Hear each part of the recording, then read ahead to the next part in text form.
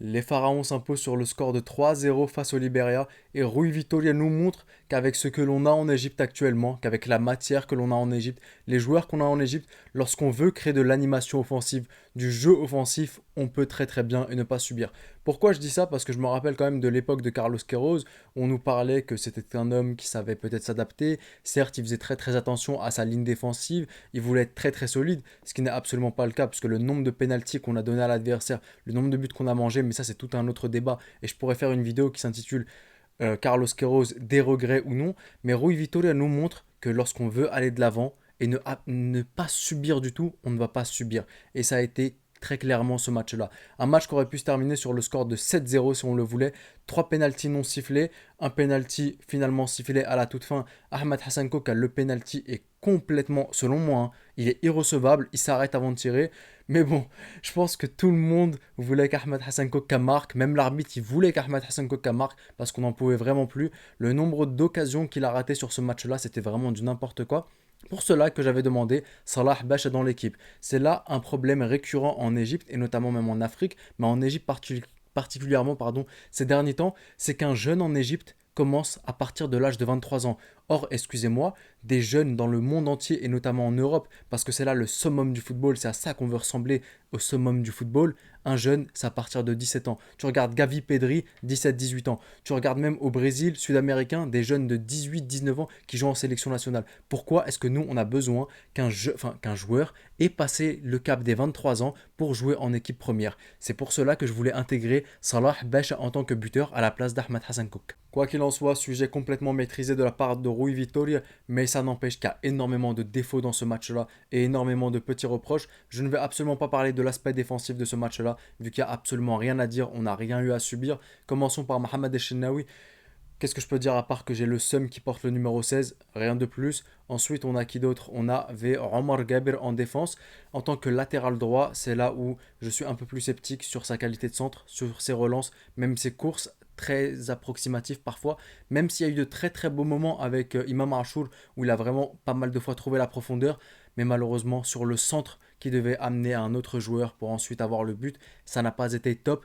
Donc Omar Gabir moyen sur ce match-là. Charnière centrale, offensivement, Ahmed Hegazi, comme je le dis à chaque débrief, va falloir vraiment qu'il apprenne à relancer par terre, au sol, parce que c'est du grand n'importe quoi. On a aussi appris une chose aujourd'hui, vu que je parle d'Ahmed Hegazi, c'est la hiérarchie des capitaines. On a donc Mohamed Salah numéro 1, Ahmed Hegazi numéro 2, Tariq Hamid numéro 3. Je me demande si Mohamed Enneni est sur le terrain, quelle est sa place dans la hiérarchie. Mais en tout cas, Ahmed Hegazi était capitaine. Et honnêtement, ses relances, c'est catastrophique. Il ne sait pas du tout jouer au sol. Il a toujours besoin de balancer la balle vers l'avant. J'ai l'impression que c'est un gosse qui joue, donc c'est vraiment n'importe quoi. À côté de lui, Abdelmenaim, buteur. Toujours la même chose. J'ai l'impression que le but de Abdelmenaim, je l'ai vu mais 1 million de fois. En Coupe d'Afrique des Nations contre le Soudan, il marque de la tête. Contre le Roger, il marque de la tête. Contre le Maroc, c'est lui qui met la tête, puis ensuite Salah qui marque. Ça fait beaucoup de fois que je le vois faire ça, donc top. On avait aussi sur ses relances, lui par contre j'apprécie énormément ses relances balle au pied, il fait de très très bonnes relances, il sait jouer court, il n'a pas besoin de balancer des transversales. De l'autre côté, Mohamed Hamdi, match moyen, j'ai pas grand chose à dire sur Mohamed Hamdi, si ce n'est plutôt une bonne doublure pour Ahmed Aboul Foutour. C'est là où j'évince complètement Ayman Ashraf et je garde vraiment Mohamed Hamdi en tant que doublure parce que je le trouve vraiment au-dessus d'Ayman Ashraf. Passons maintenant au milieu de terrain. On avait donc Tariq Hamed au poste de numéro 6 et en numéro 8 Imam Achour ainsi que Mahmoud Hamed. Aujourd'hui, dans le football égyptien, je pense que si on veut avancer et aller de l'avant, il faut qu'on récupère une certaine forme de la génération dorée. Et ça, dans un 4-3-3, ce serait d'avoir un meneur de jeu reculé au poste de numéro 6, un régista comme disent les Italiens. Aujourd'hui, Tariq Hamed, il remplit absolument pas ces critères-là. Il est juste pour moi un boucher, un destructeur. Et malheureusement, je pense pas qu'on ait besoin de ça. Beaucoup ont l'image de l'Afrique où on doit se battre, être puissant, etc. etc. Mais laissez-moi vous dire qu'entre 2006 et 2008, je pense pas qu'on avait de numéro 6 boucher. Comment on appelle ça? La sentinelle. On n'avait pas de sentinelle. On avait tout simplement Ahmed Hassan et Hosni Abdrabou qui n'étaient pas vraiment les plus grands physiquement, qui n'étaient pas des bouchers, mais des joueurs tout simplement capables de récupérer le ballon et le relancer proprement. Et aujourd'hui, on a vraiment besoin de ça en Égypte. Au poste de numéro 8, Mahmoud Hamad, j'ai absolument pas du tout été fan de son match. Il y a énormément de situations où il aurait pu donner le ballon en transversal, aller de l'avant, mais la course de l'attaquant, il n'en a pas fait profit en tout cas. Imam Achour, match XXL de sa part. Il a toujours trouvé les bonnes passes, il a su casser les lignes, trouver les bons intervalles. Imam Achour, rien à dire. Pour moi, un titulaire indiscutable de cette équipe égyptienne. Et sur la continuité de ce qu'il fait depuis un moment, c'est de l'âme, c'est de la qualité, c'est tout ce qu'il y a à voir en équipe nationale égyptienne. Et maintenant, passons à l'attaque. Mahmoud Hassan Trezeguet et Omar Marmouche, ça va être hyper intéressant d'en parler parce que les deux ont évolué un peu de temps en tant qu'ailier droit, un peu de temps en tant qu'ailier gauche. Ils ont tous les deux permuté. Et on a pu voir aujourd'hui qu'il y a le débat Mahmoud Hassan Trezeguet supérieur à Omar Marmouche. Pour moi, aujourd'hui, il avait absolument pas lieu d'être. Marmouche était là, Trezeguet était là aujourd'hui, clairement. Omar Marmouche a fait un match XXL, pour moi peut-être même homme du match.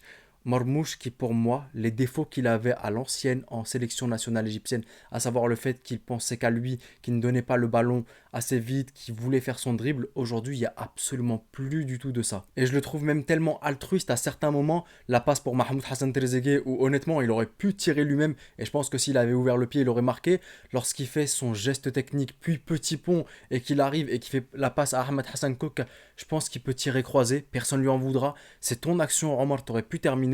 Omar Marmouche, on a un tireur de loin, on a un tireur de coup de pied arrêté, tireur de loin, but, coup de pied arrêté, corner, tête de Abdelmenem, but. Omar Marmouche, honnêtement, je trouve qu'il a énormément pris en maturité.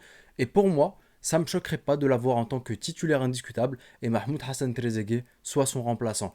Aujourd'hui, Marmouche, il nous montre qu'il a énormément progressé, qu'il a pris en maturité sur le terrain, que c'est un homme qui n'a plus besoin d'être épaulé par qui que ce soit. Il peut, ce serait un bien grand mot, mais il peut porter l'animation offensive tout seul. Donc Omar Marmouche, match XXL de sa part, buteur, passeur décisif. Le match dernier, c'est passe décisive pour Mohamed Salah, penalty provoqué. Un joueur qui, pour moi, est maintenant extraordinaire. Il a su être prêté au bon moment pour gagner en maturité, en temps de jeu, ce que beaucoup de joueurs égyptiens ne font pas. Beaucoup de joueurs égyptiens restent dans leur zone de confort. Omar, lui, j'en ferai une vidéo à part entière, mais il a eu le courage de partir très tôt et de se battre, de se faire prêter, même en seconde division, et de s'améliorer petit à petit. Donc tout à son honneur. Et maintenant, Ahmed Hassan Kouk. Alors Ahmed Hassan Kouk a buteur, comme je vous l'ai dit en début de vidéo, sur un penalty qui pour moi est illégitime, parce qu'il doit être retiré, il s'arrête avant. Mais bref, Ahmed Hassan Kouk a le pire joueur de ce match. Qu'est-ce que je peux dire de plus? Il a absolument rien apporté de ce qu'il faut apporter. À la limite, il a fait la petite passe à Omar Marmouche qui ensuite fait contrôle de la poitrine et fait la passe à Trezeguet. Mais ensuite, il rate plusieurs face-à-face, des occasions de but complètement manquées. Ses courses sont complètement aléatoires, malheureusement, et même de la tête. Ahmed Hassan Kouk, je m'attendais à ce qu'au moins il touche des balles de la tête. Il remporte des duels aériens. J'ai pas souvenir qu'Ahmed Hassan Kouk a remporté un duel aérien.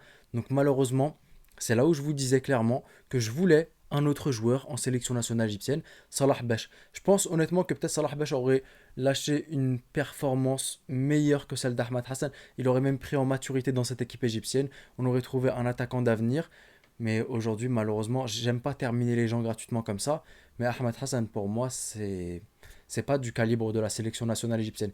Il peut mettre ses buts contre Marseille en Europa League à la dernière seconde et leur mettre des climatisations tous les 2 ans, mais en sélection nationale égyptienne, ça fait depuis 2012 qu'on le teste. À chaque fois, on le ramène. S'il se blesse pas en plein rassemblement et qu'il nous coûte une place, Ahmad Hassan, il n'est pas prolifique. On avait même eu Mohamed Cherif à un moment qui lui a pris sa place parce qu'il a été meilleur. Malheureusement, c'est pas un joueur fait pour la sélection nationale. Je suis vraiment désolé pour lui, mais il faut qu'on aille de l'avant et aujourd'hui, c'est absolument pas ce qu'il nous faut. En tout cas, voilà, très très fier de la prestation de nos Égyptiens ce soir, malgré les nombreux gâchis qui m'ont énormément déçu parce qu'on aurait pu terminer sur un gros tarif, mais c'est pas grave, il y a de l'idée. Rui Vitoria emmène l'équipe quelque part et j'aime beaucoup. On se procure énormément d'occasions. Ça faisait vraiment très très longtemps que j'avais pas vu ça et surtout sans Mustafa Mohamed et sans Mohamed Salah qui ont tous les deux été renvoyés vers leur club pour pas trop les fatiguer parce qu'ils joueront environ 11 matchs le mois prochain entre les matchs de championnat et les matchs de Coupe européenne, Champions League ou Europa League. Donc on n'avait pas vraiment besoin de les épuiser pour leur club alors que c'était un simple petit match amical. Mais en tout cas, belle prestation de la part de nos hommes. Il y a énormément de choses à revoir, c'est sûr, mais je suis très très fier parce que ça faisait un moment que j'avais pas vu ça. Il y a des joueurs qui ont énormément progressé et ça me fait super plaisir de voir ça. Maintenant, les trentenaires comme Tarek Hamed, je pense qu'ils n'ont plus vraiment leur place dans l'équipe. À moins que tu veuilles fermer un match complètement, que tu affrontes une grosse équipe, que tu mènes 1-0 et que tu veux charcuter le match, tu me fais rentrer Tarek Hamed, ça ne me dérange pas. Mais en tant que titulaire, si tu veux vraiment créer du jeu et avoir un QI football un peu plus élevé comme tu l'avais lors de ta génération dorée. Je pense que tu as vraiment besoin d'un régista. Maintenant, j'ai dit il nous faut un régista, mais est-ce qu'on a dans le championnat égyptien un régista? C'est aussi à voir. On verra ça les prochaines fois. J'espère que la vidéo vous aura plu. Dites-moi vous ce que vous en avez pensé de l'équipe nationale égyptienne ce soir contre le Liberia. Score 3-0. Je me ferai un plaisir de vous lire. Prenez soin de vous et de vos proches. On se dit à la prochaine. C'était le petit pharaon et je vous dis... Arrivederci.